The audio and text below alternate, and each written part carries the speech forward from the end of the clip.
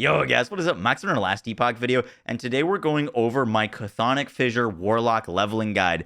Now this guide is going to be focusing on dealing tons of curses, tons of damage over time, and giving you the smoothest leveling process possible. We're going to be going over step by step, every level, like increment, unlocking the Warlock class, what you do when you unlock the Warlock class, skill progressions, looking for gear, and everything else that you're going to need to know. I've done multiple tests for practice, leveling with Warlock and leveling the Acolyte, testing out if bleed felt really good, if damage over time felt good, if flat damage felt good, and I'm going to be going over what I believe to be the best setup for the Warlock. Hope you enjoyed the video. Let's get right into it. So I'm going to have a planner that I've created that will be linked in the description if you want to just look at all the different steps, but I would like to explain how they work because I can't, I'm kind of limited with the planner for how much I can really do with it. But this planner you can find on Maxroll. So at level 4, you're going to unlock Rip Blood. I tested leveling with Rip Blood. I personally didn't like it.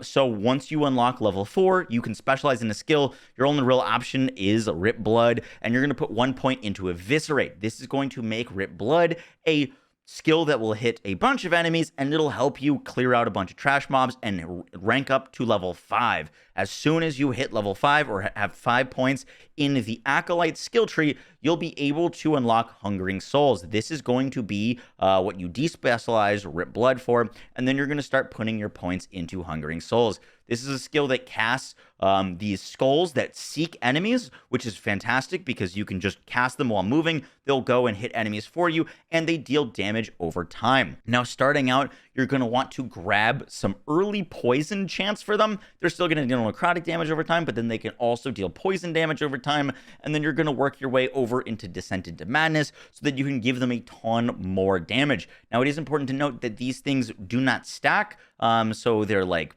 base hit that they will hit. They'll hit enemies multiple times, but you cannot multiple stack possessions on an enemy, so you're not supposed to be spamming this as much. Just click it and keep moving, and then once you hit level 8, you're going to be able to unlock a second specialization, which we're going to go Wandering Spirits. Wandering Spirits, we're going to go to the right side, grab Souls of Rage to give them increased move speed and damage. Grab Poison Minds. This is going to give them up to 36% more damage against poison enemies, which is fantastic because we just made Hungering Souls have a chance to poison enemies. And we're also going to grab Spectral Putrescence, which gives them a chance to cast a spell that will guarantee poison. And now we've got necrotic damage over time, we've got poison damage over time, and things are going to be going really well. This felt fantastic to level with. In terms of the points that we're going to be putting in, you need to put 20 points into your starting class. Start off putting your first points into Blood Aura to get the increased damage, and then put points into Forbidden Knowledge. Max this out for the increased intelligence and the increased necrotic resistance. That's going to be fantastic for you. And then we're going to go Stolen Vitality to get +4 Vitality, a little bit more health. So we've got more intelligence, more damage, and more health, all in the starting skill tree. Once you put 20 points into your Warlock Acolyte, or into the Acolyte class, you will then unlock the ability to put points into the Warlock class. And in the written guide, or this like build planner, you're going to go and click the Warlock Mastery Unlock. As you can see, nothing is changing here, but things are going to start to change in the Warlock skill. So you're going to start putting off points into Soul Eater. This is fantastic. It's going to give you increased mana regen, and at the 5-point bonus, you gain a chance per curse on the enemy to gain mana on hit. This effect has a 3-second cooldown. When you unlock the Warlock class, you're going to be able to immediately start using Cthonic Fissure. You're going to want to slot it in. It's not until level 20 that you're going to be able to actually specialize in it, but you're going to want to grab this first because it's going to give you lots of mana sustain, which can be a bit of an issue early. And then we're also going to grab 6 points into Unholy Torment. This is going to give us increased spell damage for our curses and increased area for our curses. And then if we come over to our skills, we're assuming that you're going to be able to get a Cthonic Fissure in a slot. This means that this is for like level 20. And Cthonic Fissure, we're going to want to grab a ton of cool things. Very early, we're going to grab Spirit Gale. When tormented enemies die, they have a chance to release the spirit to inflict torment on another enemy. Torment is the damage over time curse that is new to Cthonic Fissure. We're going to scale the crap out of it later, but for now, you're going to want to make sure that your spirits are having a chance to spread that. We're going to grab Damned Waters so that our spirits inflict damned. This is another necrotic damage over time. So we've got Torment, we've got Damned, we've got Poison, and then we're also going to go up here and grab Tome Gorger.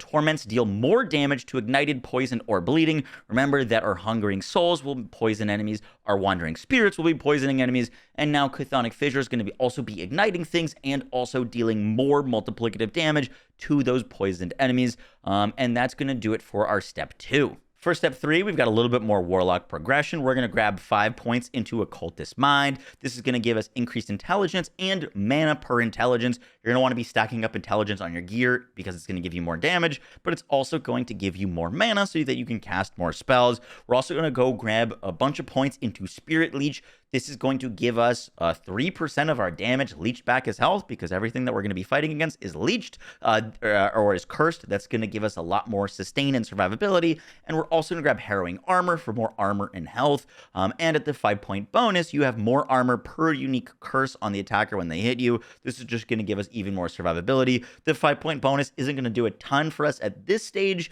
but it is nice to have. And later, we're going to have tons more curses on enemies. For our skill progression, you're going to want to max out Inspired Hunger. Directly casting Hungering Souls causes you to deal more damage over time against possessed enemies for 8 seconds. This effect does not stack, so just click the Hungering Souls button, and now you'll have 40% damage over time against those enemies. This is really great for a single target and killing anything that is tanky, because that is going to give us increased damage for our Wandering Spirits and for the Torment and Damned coming from Cthonic Fissure. So this is really great. Make sure that you're maxing that out at this point. Wandering Spirits, we're going to come over here, grab a point into Lingering Souls, and then as many points. This isn't like, you know, you might not have exactly 15 points or exactly 14 points. I'm just kind of giving you an idea of where you should be going with these skills and what you should be speccing into. So really important to go grab Reap the Damned. Spirits deal more damage to cursed enemies and damned enemies. This is 120% more damage for Wandering Spirits because we're going to be cursing things and damning things now. With our Cthonic Fissure spirits are going to be casting all of those damn stacks. So this is a huge priority to go grab as fast as you can. And then also, if you do have some extra points, you're going to want to grab some cooldown, and the ability for the spirits to start shredding necrotic resistances feels pretty great to me. Step 4 is called Skill Swap. We're going to need to put 35 points into our Warlock tree to unlock Profane Veil. Profane Veil is going to be an incredible skill for us, and we're also going to be unspecking into Hungering Souls and specking into Spirit Plague. And I'll show you how that's done in just a second. So in order to spend these last points, we're going to spend 5 points to unlock Wither. This is going to give us a 100% chance to Wither on hit. Wither is a ailment that is going to make us deal 10% more damage to cursed enemies. So that's fantastic because everything's going to be cursed, just 10% more damage. And we take less damage from withered enemies. And we're 100% chance for withered, so this is survivability and damage for us. We're also going to put some points into Malefic Body to grab more intelligence and vitality, and that will unlock Profane Veil for us. Now, when we come over to our skills, what we're going to be doing is we're going to be unspecializing in Hungering Souls. You can just kind of remove these.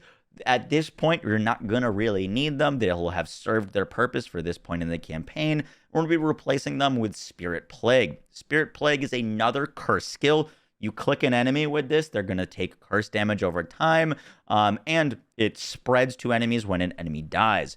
With this skill, we're going to be grabbing, this is really important, to grab Pestilence. Every time you click Spirit Plague, it's going to give you increased global damage over time, and that is incredible because it stacks up to 13 times. So this will give you 130% increased damage over time, which is amazing. Also, we're going to get Guaranteed Plague on enemies. This gives us guaranteed poison damage. So even though we're losing Hungering Souls, we're going to pick up poison damage here, or poison on enemies. We're also going to get Rotten to the Core, which gives it more damage and Concentrated Rot for 50% more damage and less spread range. We don't really care that much about the spread range because this is just going to be a really big single target skill for us. And we're also going to work over and grab Plague of Eyes. Spirit Plague is additional spell necrotic damage for each point of intelligence. This is massive. I recommend for doing this, grabbing Pestilence first and grabbing Plague Bearer, and then you can work your way over. I'd probably actually grab these damage over times first, and then grab Plague of Eyes, just because, you know, the further or the longer you delay grabbing this Plague of Eyes, the more impact it's going to have, because at this point, when it's rank 13, you're going to have a lot of poison from it. And then this is like not as important. Down here, we are going to be grabbing some things, but grab some mana efficiency for it so that you can cast it more often. And then Toxic Transmission also guarantees us another stack of poison. This isn't poison chance, it just means we're guaranteeing poison. And we're still, remember, needing enemies to be poisoned to get a lot of our multipliers against them. So that's really great there. The other thing that we're going to want to be grabbing in Chthonic Fissures is Twisted Waves. Torment deals more damage multiplicative with other modifiers per 2% uncapped necrotic resistance. You're going to want to start at this point trying to find necrotic resistance on your gear, because if you find a piece of gear with necrotic resistance, it's going to help you survive, but it's also going to give you tons of more damage with Torment. And then Profane Veil. Some really important things to grab here. Start off going into Spirit Plate. Damage reduction from armor now also applies to damage over time taken while in Profane Veil, but we're mainly here for Seance. When a wandering spirit is revealed inside Profane's Veil area, that spirit deals more damage in a larger area for the rest of the spirit's duration. Additionally, for each spirit revealed inside a Profane's Veil area, you gain ward per uncapped necrotic resistance. So now we've got two things of necrotic resistance scaling, and this is going to give us tons of damage and area for wandering spirits, which is part of the reason why it's fine when we're going to be kind of like decreasing their area in a bit, but giving them more damage. This is a huge thing for our wandering spirits, going to buff them up a ton.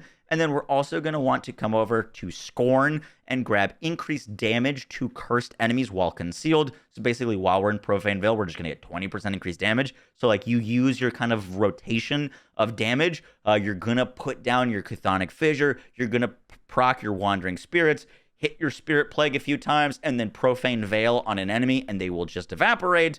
And with Stream of Profanity, whenever we're casting our curse skills, which is Spirit Plague and Chthonic Fissures, whenever we're casting these curse skills, we're going to give reduced cooldown to Profane Veil, and you are immune to damage in Profane Veil. So this is in our survivability tool, and it's a bit of a movement skill.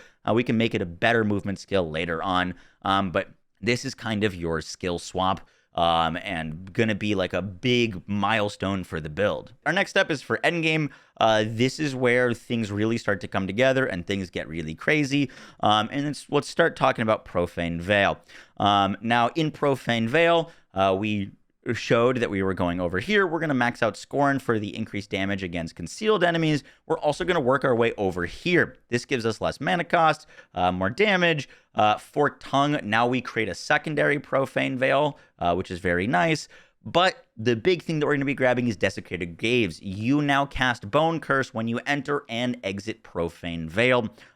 This gives us 2 casts of Bone Curse on enemies and allows us to put Bone Curse as our last skill. Once again, this is another curse skill, so it's going to scale with all of the things about taking less damage from cursed enemies and dealing more damage per curse and all of that. And on Bone Curse, you're going to want to start out by grabbing Mark for Death. Mark for Death is going to reduce all of the enemies that we're fighting against that are resistances, so that we're going to deal a lot more damage to them. You're also going to want to come over to Marrow Thief so that Bone Armor has a chance, or we give a chance to proc Bone Armor on kill. We're going to be killing tons of enemies, so we should be procking Bone Armor pretty realistically all the time on ourselves, which is even more survivability. Then I recommend working your way up to Brittle Bones. This allows us to get a kill threshold on enemies, so that when we're attacking them, if they drop to a low amount of health, they're just going to instantly die at that 12% threshold. And we can grab Ruptured Corpse so that enemies that we're killing explode. If you do not have a great graphics card, you can avoid using this node, but it's pretty cool, and enemies will be killing themselves and killing other enemies. And then we're also going to grab a Reaper's Mark. That Mark for Death lasts 100% longer, and Misery, which chains the scaling of Bone Curse from physical to necrotic, so that it like noted like this isn't going to do a lot of damage when it's not really necrotic, but it will be doing a lot more damage once it is necrotic. We're also going to grab 1 point into bleed chance. It's just another way for us to apply bleeds to enemies, which is really nice because we do more damage to enemies that have more ailments on them. And so it's really important for Profane Veil to grab this Bone Curse, Desecrated Nose, and we're also going to be grabbing Penitent Tangent. This allows us to afflict another curse on enemies. This is going to give us, it causes enemies to take fire damage when they take a hit. Additionally, Penance deals more damage, multiplicative, per 1% of damage reflected. This is not as much for like damage as it is just for applying another curse, and we're scaling a lot of our damage to the amount of curses that are on enemies. So now every time we click Profane Veil, we've got 3 casts of curses, which is fantastic. And then also grab Eternal Blasphemy so that you gain more duration and move speed of our Profane Veil. Next up, Chthonic Fissures. This is where things start to get even crazier with this skill. We're going to make sure that we're grabbing Grim Tide, which is going to give us 1% added damage per crit multiplier. Remember that crit multiplier, not something you normally spec into, but we're going to get some of that for free. And we're also going to be making sure that we're grabbing Stygian Current so that we release more spirits more frequently for more torment. And I also grab some necrotic res stack shredding so that we deal even more damage. And Eradication is going to give us even more damage to rares and bosses, which is really, really nice. Next up in our Wandering Spirits, we're going to be grabbing Terrifying Presence. Enemies near spirits are feared, causing them to flee. This is just crowd control, which is going to give us more survivability. And we're also going to grab False Courage, which gives our spirits 36% increased damage, but lowers the fear duration. Like not really an issue on the fear duration. Make sure that you're grabbing that maxed out cooldown. And then in Spirit Plague, there's a few things that we're just kind of like maxing. We're going to make sure that we max out Rotten to the Core for 50% more damage. And we're also going to be grabbing Perpetuity. Spirit Plague is increased cast speed and lasts longer. This 60% increased cast speed and duration. The cast speed is really what we're going for here, because with Pestilence, every time that we're clicking the button, we're stacking up more global damage over time, and this is going to allow us to cast it more. At this point, you can also lose the extra poison chance to grab another 5% stacking global damage over time, as we've got like other sources of poison as well now. And that is kind of finishing it for these skills. In the passives, we're going to want to make sure that we max out Malefic Body, more intelligence, more vitality. This is a freaking amazing node. We're going to put 2 points into Chaotic Strikes. Your hits have a chance to deal double damage. Additionally, your hits have a chance to deal double damage per curse on the target. Like, this is nice, but we're really working our way over to Wreak Havoc. This is going to give us a 40% critical multiplier, which is free damage for Torment. This is 40% increased damage for Dormant. Remember, we grabbed the crit node on it. And the double damage from the Chaotic Strikes node also has additional crit strike multiplier. So also can help us there. We're also going to be grabbing Fleeting Crone. This is a must-have skill. I don't want to see a Warlock build without this. You have a chance to gain haste for 2 seconds when you kill a cursed enemy or hit a cursed boss or rare. Additionally, haste has increased effect on us. This is going to give us so much increased movement speed. We're constantly going to be hitting cursed enemies, and so we're going to have basically a huge chance just to have lots of movement speed all the time. We're also going to grab Anguish, or Encroaching Darkness, leading to Deathbringer for Anguish. When you directly cast a curse skill all the time, you also afflict a number of enemies around the target location with Anguish. And then this is going to give us increased spell damage for our curses, which will help scale all of our damage. And hitting a boss or rare enemy now also triggers the damage from Anguish. And so that is kind of where we're at for all of our skills and the pretty much finished build. Now, one thing I do want to note is you're never actually directly casting Bone Curse with this build. And so even though that you are using it as a specialization, you don't need to have it on your bar. I just recommend at all times during this entire leveling process that you always have Transplant on your bar. There's always going to be some skill that you're not going to have to be casting. In this case, once you have all of our skills, it's Bone Curse. So just make sure that you always have Transplant on your bar to allow you to move around faster, level faster, and get around faster. And then skills like Bone Curse, even though we're specialized in it, you're not ever directly casting it, Profane Veil will directly cast us, and Transplant will help get us around faster. We don't really need to specialize in this. The thing that you can get that's great from this is like more haste and proccing haste, but as you saw, we're going to be getting haste from killing enemies with curses, and we don't really need the bone armor that you can get from this. Even though it's nice, it gives you some extra survivability. We're going to be killing all those enemies affected by bone curse, which will give us the bone armor, so that should be really nice as well. But I just wanted to point out that you do not need to have this on your bar. You just need to be casting Transplant, and then Profane Veil will cast bone curse for us. If you guys are interested, I do also have a Respec tab for when you get to around 60 intelligence. If you want to try it out for a Respec to a bleed warlock, the like pillars of this are Cauldron of Blood. When you cast a physical skill and an enemy within 15 meters have a combined 25 or more stacks of bleed, you cast Rip Blood at up to 5 nearby enemies and gain bleed overload. And then Crimson Favors, your Rip Blood hits have a chance to bleed enemies, and while you have bleed overload, you cast Rip Blood at nearby enemies each second. This is going to allow you to spam Rip Bloods all the time. So you're going to be getting tons of Rip Blood, and then when you go to your skills, the like pillar of this is that your Chthonic Fissure will cast Chaotic Rupture, which casts Chaos Bolts from it at a 60% chance, so you're getting tons of Chaos Bolts cast, and then Chaos Bolts have a chance per your intelligence, which is why I recommend at like 60 intelligence to spec into this to get exacted libations. This is going to give you tons of Rip Bloods casting at a max 2 per second. So you're getting Rip Bloods casting from the Chaos Bolts. You'll also have Bone Curse casting on enemies just all the time. With the 6-second cooldown, and then also per dexterity. The reason this is a respec is you're going to want a lot of intelligence, you're going to want a lot of dexterity. It's not really easy to have that early, but then you'll also be casting Harvest, and so you put down one skill, and it's be casting Chaos Bolts, Rip Blood, Bone Curse, and Harvest.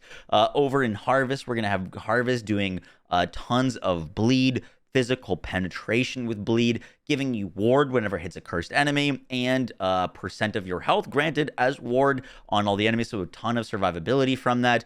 Also, Mark of the Locust, when Harvest hits an enemy afflicted by Spirit Plague, it applies Withering and has a chance to spread Spirit Plague. And also, Life Eater, Harvest grants you health each time it hits a cursed enemy, and that health scales with your intelligence stat. Once again, you're going to want a lot of intelligence, but now you've got Harvest, this big AoE, like melee attack, hitting a bunch of enemies and bleeding them, and we're also going to be casting Spirit Plague, once again, to stack up all that global damage over time, make it apply bleed on enemies, give that bleed penetration on enemies, give you mana whenever you're killing those enemies, and Harvest is going to be spreading that, so you're getting tons of mana on all the enemies that are dying, and you're just getting a lot of extra flat damage as well with Plague of Eyes. There's a lot of different ways to play this like bleed warlock. As you see, I don't have Bone Curse right now because I don't think it was as needed, but you could also just take out Rip Blood, honestly, and just use Bone Curse. One's going to give you a bit more damage. Bone Curse is going to give you a bit more survivability, but then with Bone Curse, you can also go for it to have a bleed chance, and it also to cast Rip Blood on enemies, and then you can have it applying Mark of Death and Kill Threshold and giving you more bone armor. So Bone Curse would give you a little bit more survivability, and Rip Blood, if you specialize in it, would give you a little bit more damage. I do also, for those of you that are interested, have a like bleed respec that I've been playing around with, which I don't recommend until you get to around like 60 intelligence and probably around 30 dexterity, but that build basically takes the core principles of Chthonic Fissures, but now Chthonic Fissures procs chaotic bolts or chaos bolts. Those chaos bolts will proc Rip Blood, and they'll proc Bone Curse, and they'll proc Harvest, all based off of our intelligence and our dexterity, so that's why you kind of want these things later, but it's going to give us tons of bleed because Chaos Bolts will be proccing Rip Blood. In the passives, we've got things where you're going to auto-cast Rip Blood at enemies if you have bleed stacks on a bunch of enemies, and this overload will allow us to cast Rip Bloods 1 per second, with the Chaos Bolts constantly proccing at least 2 per second. Rip Bloods, and all of these will be proccing off of Chthonic Fissures and Bleed stacks, and Harvest will be auto-proccing, and Harvest will be bleeding things, giving us a ton of bleed, but Harvest will also be giving us a bunch of ward back and survivability. It'll also be giving us health back and spreading our Spirit Plague, and Spirit Plague will be guaranteed bleeding things, proccing bleeds on us, giving us physical penetration with those bleeds, giving us mana on all those kills, and Harvest is going to be spreading Spirit Plague for us. We're going to be getting a ton of different damage or added damage from our intelligence on Spirit Plague, and stacking global damage over time increases with it. And then Rip Blood is going to be blood splattering, bleeding everything. It's going to be free to cast, so we won't have to worry about any mana issues. It's going to give us even more health back every time that's casting. It's going to be casting all the time and hitting in a big area. I think the Bleed Warlock is going to be really insane for endgame, possibly like brokenly strong, but I'm not going to spec into it or use it until I've got that dex stat and the intelligence. And so yeah, guys, I hope you enjoyed the video. I know this was a long one. I wish you the best of luck on last Epoch launch and leveling your characters. And I will keep you guys updated with my Warlock guide and my progression. Yeah, guys, that's it. I'll catch you on the next one. Take care. Peace.